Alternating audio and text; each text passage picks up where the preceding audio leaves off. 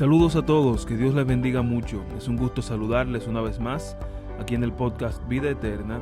Y en esta ocasión quiero hablarles acerca de lo que dice la primera carta a los tesalonicenses, específicamente en el versículo 17.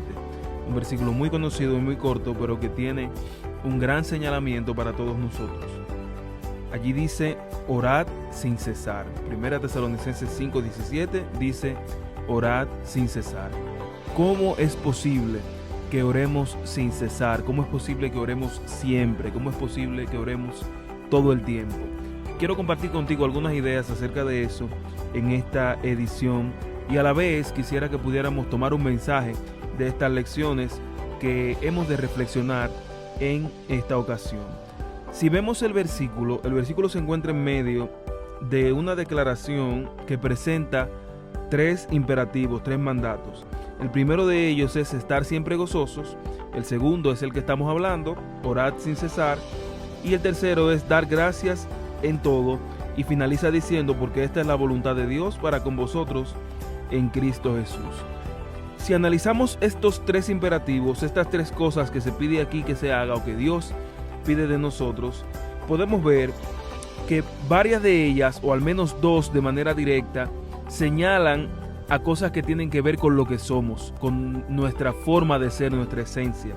Por ejemplo, estar siempre gozosos, es decir, ser personas gozosas, aunque esas cosas tienen manifestaciones externas como la alegría, la felicidad, en algunos casos hasta la sonrisa, pero es una forma de ser. El versículo, la manera en la que lo dice en su idioma original, demuestra no solamente cosas que se hacen, sino una forma de ser, o como podríamos llamar ahora, un estilo de vida. Así nos dice este versículo, estad primero siempre gozosos, y entonces al final, la tercera declaración, lo que nos dice es, dad gracias en todo. O sea, seamos agradecidos. Orar sin cesar es el segundo, pero el primero y el tercero nos dice que seamos personas gozosas, es decir, que experimentemos y vivamos de acuerdo a la gracia de Dios y la gratitud que nos produce el saber que Él nos ha salvado, que Él es nuestro Salvador a pesar de no merecerlo. Y en tercer lugar, el versículo dice que demos gracias en todo, es decir, que seamos agradecidos. ¿Qué pasa con la segunda, que es la que estamos diciendo aquí, orad sin cesar? Que muchos de nosotros quizás no hemos entendido o no entendemos que la oración no es diferente a las otras dos. Es decir, estamos hablando de vivir en el gozo del Señor, es decir, ser gozosos, de ser agradecidos, y entonces en ese mismo sentido es que debemos entender que también debemos ser personas de oración. No simplemente orar, ser personas de oración, es decir, que no estamos hablando solamente de algo que se hace, sino que estamos hablando del ser, de lo que podemos y debemos ser. Así que orar sin cesar puede parecer diferente en cuanto a cómo las acciones se describen en el idioma que nosotros hablamos, pero está hablando en el mismo sentido. Las tres son actitudes que deben ser parte de nuestras vidas, las tres deben ser características de lo que somos. Y entonces la pregunta surge, ¿cómo se desarrolla eso? Yo recuerdo que en varias ocasiones un pastor al que quiero mucho, que me dio muchos consejos, me explicó eso de una manera muy sencilla, y esa es la primera idea que quiero compartir contigo. Él me decía, orar se aprende orando.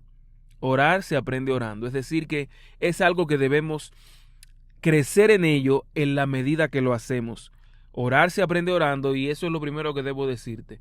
Es posible que tú no lo veas de esa manera, o te hayas visto en muchos momentos en los que no sabes por dónde comenzar, no sabes cómo acercarte a Dios, o sientes que no eres digno de hacerlo. Sin embargo, el primer paso es simplemente hacerlo. El primer paso es simplemente avanzar, abrir el corazón al Señor. Es decir, orar sin cesar comienza con dar el paso al frente y empezar la práctica, empezar a hacerlo, no importando cómo y no importando las circunstancias en las que nos encontremos, sean de tristeza, sea de que haya sentimientos de culpa, sea que estemos quizás atravesando por momentos de frialdad, que tú sientas que estás muy lejos de Dios.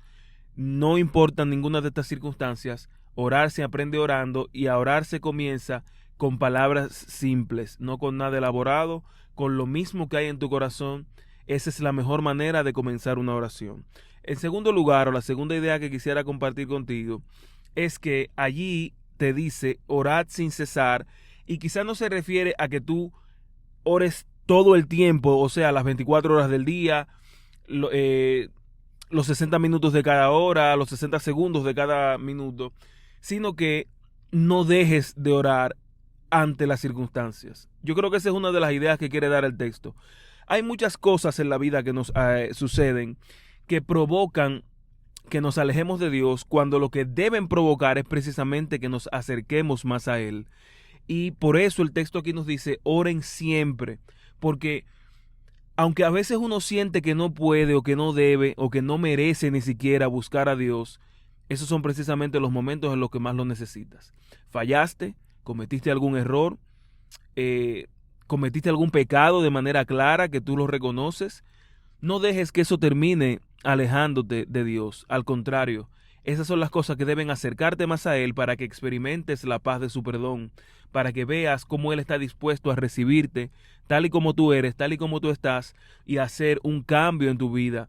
Y eso también se logra a través de la oración. Así que la segunda idea es esa, que nada te quite la oración, que nada te aleje de la oración y por ende que nada te aleje de Dios.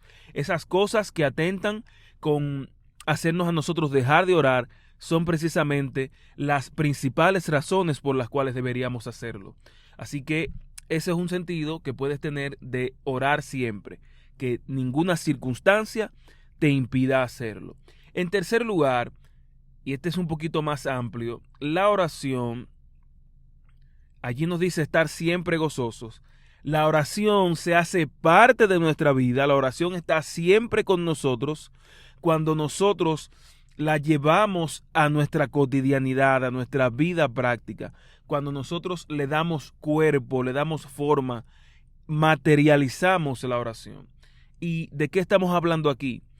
Si revisamos las diferentes enseñanzas acerca de la oración que hay en la palabra, vamos a ver que en muchos ejemplos de oraciones que hay en las Escrituras está siempre presente la gratitud, está siempre presente la exaltación a Dios, está siempre presente también las peticiones, los ruegos. Y nosotros le damos vida a eso, o sea, nosotros hacemos que la oración sea parte de nuestras vidas cuando las cosas que Dios nos enseñó que debemos hacer al orar, nosotros las hacemos también, inclusive cuando no estemos orando. Es decir, nosotros siempre al orar damos gracias a Dios. Así nos lo enseña la palabra. Pero nosotros podemos ser agradecidos también en otras circunstancias. Usted puede ser agradecido con su pareja, usted puede ser agradecido con sus hijos, usted puede ser agradecido con sus padres, usted puede demostrarles a ellos esa gratitud que usted tiene hacia ellos a través de la manera en la que usted se comporta y los trata a ellos. Y en la medida que tú eres agradecido con los demás, es un reflejo de que vives agradecido con Dios. Y si tú eres una persona agradecida con Dios, entonces es parte de tu realidad lo que tú haces cuando te arrodillas o cuando oras.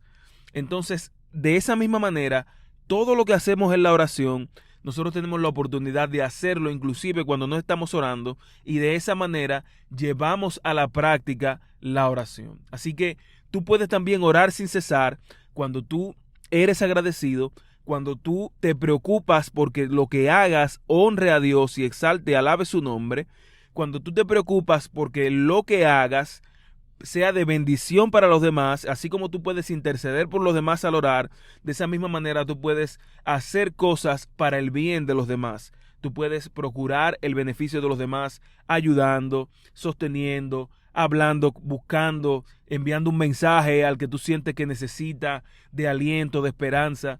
Al hacer eso, entonces, tú no solamente tienes la oportunidad de interceder cuando oras, tienes la oportunidad también de interceder o de bendecir con tus actos a alguien más. Y de esa manera estarás llevando a cabo algo que siempre haces cuando oras, y por lo tanto estarás haciendo la oración parte de tu cotidianidad, parte de tu vida. Así que al materializar la oración, entonces podrás cumplir también con este mandato, con este imperativo: orad sin cesar. Resumiendo, son 3 ideas las que te he compartido. En primer lugar, orar sin cesar es que des el paso, que lo hagas. aunque no tengas palabras, aunque no te sientas bien, aunque no sepas qué decirle a Dios.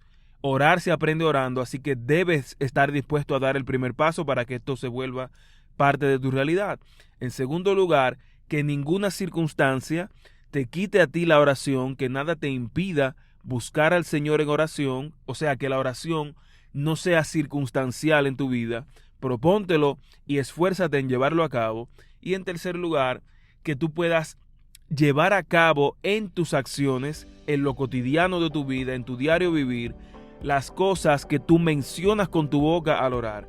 Así como tú le das gracias a Dios, sea agradecido con los demás, sea agradecido con Él. Así como tú intercedes por los demás en oración, vive para bendición de los demás. Así como tú adoras a Dios y reconoces su grandeza y le alabas, precisamente de esa manera, entonces, al tú procurar hacer las cosas o vivir de las maneras que a Dios le agradan, desde lo más sencillo en tu trabajo, en tu escuela, con tu familia, de esa manera entonces también estarás haciendo algo que haces al orar y por lo tanto harás de la oración parte de ti, por lo tanto estarás siempre contigo.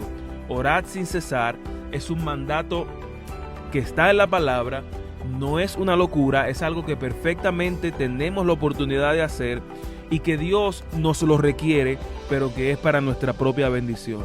Porque al hacer cualquiera de estas cosas que he mencionado, los más beneficiados somos nosotros, no necesariamente Él. Él se place en eso, pero eso también va en beneficio y es de bendición para nosotros al hacer. Es mi deseo que el Señor les bendiga mucho y que esta enseñanza pueda edificarle y que también usted pueda proponerse hacerla parte de su realidad, hacerla parte de lo que usted es.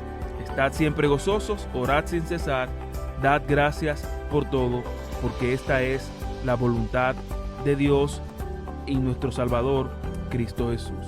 Que Dios les bendiga mucho y espero que puedan escucharnos en una próxima entrega de este podcast Vida Eterna.